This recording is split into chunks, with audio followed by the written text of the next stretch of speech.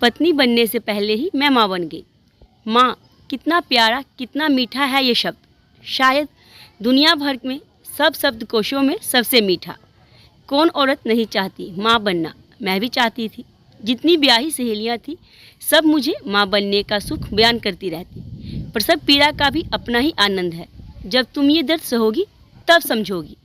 मन रोमांचित हो उठता जब कान में भनक पड़ी कि मौसी एक रिश्ता लेकर आई है। पर बात वहाँ नहीं बनी और कहीं भी नहीं। बहुत लड़के देखे पर किस्मत में विवाह नहीं था शायद।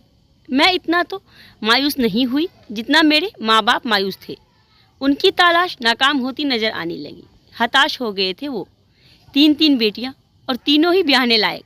और एक दिन अचानक जैसे रिश्ता सीधा स्वर्ग से ही आया हो। सुंदर, लंबा, अच्छे खानदान का। शादी सीधी सादी, वो बिना दान दहेज। अंधा क्या चाहे, 2 आंखें। माँ बाप ने भी झट हाँ कर दी और मैं माँ बन गई। पत्नी बनने से पहले रिश्ता एक विदुर का आया था। 2 बच्चों के पिता। 3 साल पहले एक दुर्घटना में उनकी पत्नी का निधन हो गया था। एक बार तो चाहा कि मना कर दूं, पर माँ बाप की मूक प्रार्थना और बहनों का विवाह मेरे कारण ना होना मैं गवारा ना कर सकी और एक बलि के बकरे की तरह बैठ गई विवाह मंडप पर। विवाह के दिन खूब छेड़छाड़ हुई। कोई मुबारक दे रहा था, अमीर घर का तो कोई अनुभवी पति का तो कोई बने बनाए परिवार की। मैं बन गई एक अमीर आदमी की पत्नी। ऐसा देखकर ये लोगों को रशक भी हुआ। बढ़ती उम्र में भी मुझे इतना अच्छा घर-बर मिल गया। सौतेले बच्चे हैं तो क्या, पति तो ज़्यादा उम्र के नहीं, 40 साल के आसपास। मैं ससुराल आई। 2 महीने आंख झपकते ही बीत गए। मैं भूल गई थी कि मेरे पति सिर्फ पति ही नहीं, एक पिता भी थे। एकदम स्वर्ग से धरातल पर आई उस दिन जब मीत ने कहा, तुम कहो तो नीलम और सोनल को अब बुला लें, स्कूल भी खुलने वाले हैं। कब तक रहेंगे माँ के पास? नीलम, सोनल? मैंने हैरान होकर पूछा। हाँ, नीलम सोनल, हमारे बच्चे।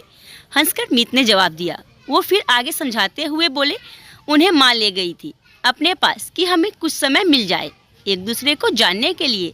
मन तो हुआ कह दूं कि कुछ और समय क्यों नहीं, पर कह ना सकी। हाँ में सिर हिला दिया। 4 दिन बाद ही दरवाजे की दस्तक ने बता दिया कि बच्चे लौट आए हैं अपनी दादी के साथ। मैंने यथावत पैर छुए सास के, पर ना जाने किस अनजाने डर से मैंने बच्चों की तरफ देखा भी नहीं।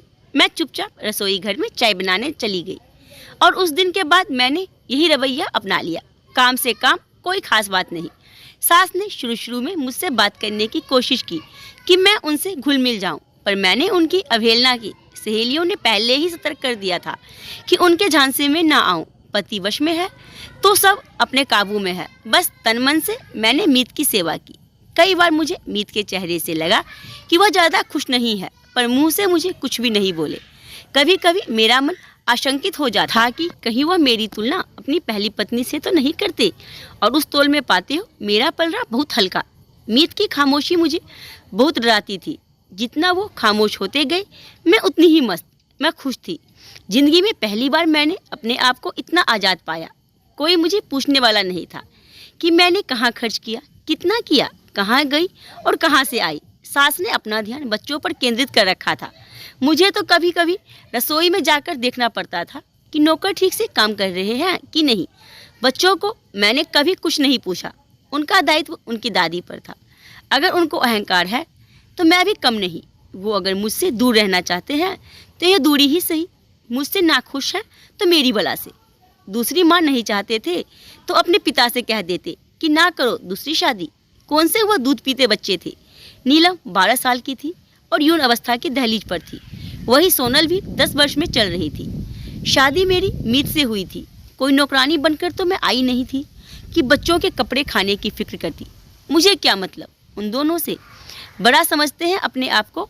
ऐसी अकड़ कि एक बार भी मुझसे कुछ ना कहा। कई बार मैंने उन्हें अपने पिता से हंसते बोलते देखा, पर जैसे ही मुझे देखते तीनों चुप हो जाते। मैं काम का बहाना बनाकर उल्टी पांव लौट जाती। सच अब मालूम हुआ था मुहावरे कबाब में हड्डी का अर्थ। कितनी निरर्थक सी बन गई थी मेरी जिंदगी। बहुत चाहते हुए भी मैं अपनी बात माँ से नहीं कर सकी। मेरी शादी की देर थी कि छोटी बहनों के भी रिश्ते हो गए। होते भी क्यों नहीं, बड़ी लड़की इतने अच्छे घर में गई है, कुछ ना कुछ तो बात होगी इस परिवार की बेटियों में। मीत के कारण मेरी ही नहीं मेरे माँ बाप की प्रतिष्ठा भी स्थापित हो गई थी। वे तो मीत को देवता मानते थे, उसके बारे में कुछ भी सुनने को तैयार नहीं थे। वैसे मुझे कुछ खास शिकायत भी नहीं थी। बच्चे मुझे कभी तंग नहीं करते थे, कभी भी मुझे मौका नहीं दिया डांटने का। मैं ही मौका ढूंढती रहती थी अपने अस्तित्व का आभास कराने के लिए। कभी कभी शाम को घूमने जाने लगते तो मीत मेरी तरफ ऐसे देखते जैसे कह रहे हो इन्हें भी साथ में ले चलें। मैं ही जानबूझकर अनजान सी बन जाती। पराये बच्चों के साथ क्या मज़ा इंडिया गेट पर आइसक्रीम खाने का। उनका मुख निवेदन मुख ही रह गया। दिन हफ्तों में और महीनों साल में बदल गए। सब कुछ मुझे उबाने लगा, दम घुटने लगा था मेरा। ऐसे दम घोटू वातावरण में मैं अपना ज़्यादा से ज़्यादा समय बाजार में व्यतीत करने लगी। किटी पार्टियाँ भी मुझे बहुत आकर्षित करती थी। सभी मेरे रवैये को सराहते थे। मीत मुझे कभी भी कुछ नहीं कहते और खुले दिल से पैसे देते। देर सवेर घर आने पर भी कभी शिकायत नहीं की। कभी कभी सास ने दबी आवाज़ में बच्चों की ओर मुझे ध्यान देने को कहा, पर मैंने उसको भी अनसुना कर दिया। एक दिन मैं घर से निकलने लगी तो फ़ोन की घंटी बज गई। फ़ोन मीत का था। शाम को पार्टी में जाना था। काफ़ी बड़े बड़े लोग आ रहे थे पार्टी। वह पार्टी मीत के व्यापार से संबंधित थी। काफ़ी महत्वपूर्ण था कि वो सब खुश हो जाए। तैयार रहने का वादा कर मैं घर से निकल गई। ब्यूटी पार्लर में भीड़ होने के कारण लौटने में देर हो गई। घर आकर जल्दी जल्दी सारी चुन्नी नौकर को तय हटाने के लिए प्रेस कर रखने को कह मैं नहाने चली गई। बाहर आई तो नौकर खाली हाथ खड़ा था। साड़ी कहाँ है? मैंने चिड़चिड़ाकर पूछा। जी वह हकलाया। वह आगे ना बोला। बोलता क्यों नहीं? कहीं जला तो नहीं दी? मैंने गुस्से में तिलमिलाकर पूछा। जा जल्दी लाकर दिखा, आगे आदेश दिया। तभी दरवाजे पर दस्तक हुई और मैंने झल्लाहट में पूछा, कौन है? मैं हूँ बहू, सास ने नर्म आवाज़ में जवाब दिया। नौकर मेरा ध्यान बटाकर वहाँ से सटक लिया। आ जाए, एक कटु जवाब दिया मैंने। वो आई और धीमी आवाज़ में बोली, बहू क्या कोई और साड़ी नहीं पहन सकती? क्यों, उसमें क्या बुराई है? मैंने चिढ़कर पूछा। नहीं, बुराई तो कुछ भी नहीं। फिर भी अरे यह कोई तर्क हुआ? नहीं, मैं कह रही थी अब जल्दी करें माँ जी। आपको पता है कि मीत आते होंगे और उन्हें इंतजार कराना अच्छा नहीं लगता। जल्दी कर श्यामू। मैंने उसी वाक्य में नौकर को भी आवाज़ दी। वह साड़ी ले आया, पर कभी मुझे तो कभी सास को देखने लगा। अब जा, मुझे तैयार होना है, कहकर मैंने उसे वहाँ से दफ़ा किया। सास के सामने शर्म किए बिना मैंने गाउन उतारा और साड़ी बांधने लगी। पल्लू ठीक करते हुए मैंने सास से फिर पूछा, क्या कह रही थी आप? वो साड़ी नहीं, हाँ वो दिया। उन्होंने अटक अटक कर कुछ कहना चाहा। दिया तो मीत की पहली पत्नी का नाम था। सो यह बात है, वो नहीं चाहती कि मैं दिया की मनपसंद रंग की साड़ी पहनूं। एक बार तो मन में आया कि उनकी बात मान लूं, पर एक तो देर हो रही थी, दूसरा मन में खटका हुआ कि कहीं यह उनकी चाल तो नहीं। शायद वह मुझे सजा दिलवाना चाहती हैं। उनके पोतियों को नज़रअंदाज करने के लिए मुझे साड़ी बदलने में देर लगेगी और मीत आएंगे और बिगड़ेंगे। मियाँ बीबी की लड़ाई का तमाशा देखेंगे या? जी नहीं, मैं भी इतनी कच्ची गोलियां नहीं खेलती। खूब जानती हूँ इन सासों को। कोई भी नहीं चाहती कि उनका बेटा पत्नी से खुश रहे और उसके काबू में हो जाए। वह तो चाहती हैं कि मनमुटाव रहे, बेटा इसी तरह अपना बना रहता है। मुझे रुकते ना देख वो वापस मुड़ी। अच्छा किया मैंने जो उनका कहना नहीं माना, क्योंकि उसी पल नीचे कार के रुकने की आवाज़ आई। मीत आ गए थे। मुझे तैयार देख कितने प्रसन्न होंगे। मैं मंद मंद मुस्कुराई और शीशे के आगे खड़ी बालों को आखिरी बार संभालने लगी। मीत आए और बोले, तो तैयार हो? उनके शब्द अधूरे ही रह गए और वह भुचक्के से मुझे देखते रहे। उनके चेहरे पर एक रंग आता तो दूसरा जाता। यह देख मैं भी हैरान थी। किसी अनजाने अंदेश से कांप गई। मैंने हकलाकर पूछा, क्यों, क्या हुआ? कुछ जवाब दिए बिना वो उल्टे पांव मुड़ गए और दरवाज़ा खोलकर तेजी से बाहर चले गए। तेज रफ्तार से गाड़ी चलाने की आवाज़ आई। मैं जरबत वहीं खड़ी रही। सास ने शायद दरवाज़ा बंद होने का और कार की आवाज़ सुन ली थी। अपने कमरे से निकलकर वो मेरे पास आई। एक खौफनाक सन्नाटा था पूरे घर में। मैं निशब्द वहीं खड़ी रही। सास ने सिर पर हाथ फेरा। पता नहीं उनकी ममता थी या मेरी अपनी निर्बलता। मैं उनके गले लगकर रोने लगी। वो प्यार से मेरे सिर पर, पीठ पर हाथ फेरने लगी। बहुत देर तक हम यूं ही खड़े रहे। जैसे तैसे मेरा रोना कम हुआ तो मैंने पूछा, साड़ी? आगे कुछ ना कह सकी मैं। उन्होंने जो बात बताई तो मैं स्तब्ध रह गई। कैसी बेवकूफ़ हूँ मैं। अपने अहम से मैंने अपने ही घर में आग लगाई। क्यों ना करा विश्वास मैंने किसी अपने पर, उससे ज़्यादा खुद अपने पर। जिस दिन दुर्घटना हुई थी, दिया ने उससे बहुत ही मिलती जुलती साड़ी पहनी थी। अनजाने में ही सही मैंने उस भयानक याद को जीती जागती तस्वीर बना दिया था। मेरे पश्चाताप के आंसू एक सैलाब बनकर आए और बहाकर ले गए अपने साथ मेरे मन के बहम। बहुत बातें की हम सास बहू ने उस दिन। इंतजार जो करना था हम दोनों ने, और कितने फासले तय करने थे। दीवार तोड़नी थी जो मैंने खड़ी करी थी हम सब के दरमियान। बहुत रात गए, मीत आए। कार की आवाज़ सुनकर सास उठ बैठी और मुझे सांत्वना व आश्वासन देकर मीत के आने से पहले ही कमरे में चली गई। मीत अंदर आए। मैंने धीरे से उनकी तरफ देखा।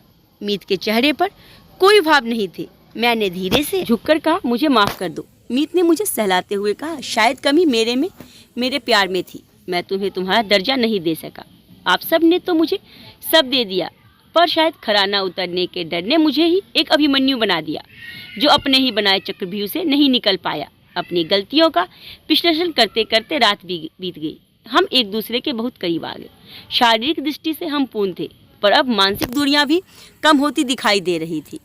अगला सूरज हमारी जिंदगी में एक नया सवेरा लेकर आया। सुबह जब बच्चों ने मुझे उनका नाश्ता बनाते व स्कूल का टिफिन तैयार करते देखा तो हैरान रह गए। मैंने मंद मंद मुस्कुराते हुए कहा, अपनी नई माँ को माफ़ कर सकोगे? बच्चे मुंह से तो कुछ ना बोले, बस मुझसे आकर लिपट गए। यह देख मेरी आंखें भर आई। कितना कुछ खो जाता, मैं अपूर्ण रह जाती, वंचित रह जाती माँ होने के आभास से। अगर कुछ दिन और घिरी रहती अपनी ही कुठाओं में। 1 साल बीतने को है, मैं तीसरी बार माँ बनने वाली हूँ। नीलम और सोनल बहुत खुश है। नई मेहमान का सुनकर और मीत के साथ मिलकर मेरा बहुत ख्याल करते हैं। सासू माँ कुछ महीने पहले आश्वस्त हो गई थी कि उनके पोते पोती सौतेली माँ के हाथों सताए नहीं जाएंगे। वह वापस जाना चाहती थी अपने घर, पर बहुत मुश्किल से हमने उन्हें रोक रखा। तब तक डॉक्टर ने मेरी खबर की पुष्टि कर दी। तीसरे पोते या पोती का मुंह देखने की लालसा व मेरा ख्याल रखने के लिए वो रुक गई। मैं यह तो नहीं कहूँगी कि हमारी लड़ाई नहीं होती है। हर दूसरे आम घरों की तरह नीलम रूठ जाती है। टीवी ज़्यादा देखे जाने पर मना करने पर सोनल को भवन में चली जाती है जब उसे सहेली के घर देर रात तक नहीं रहने दिया जाता। बस ऐसा ही है हमारा परिवार। और अब मैं पूरे विश्वास के साथ कह सकती हूँ, माँ सबसे मीठा शब्द है जब वह मोहक बच्चों के मुख से निकलता है। तो आज की कहानी के बारे में अपनी राय मुझे कमेंट बॉक्स में जरूर दें। अगर कहानी पसंद आई तो वीडियो को लाइक, वीडियो को शेयर जरूर करें।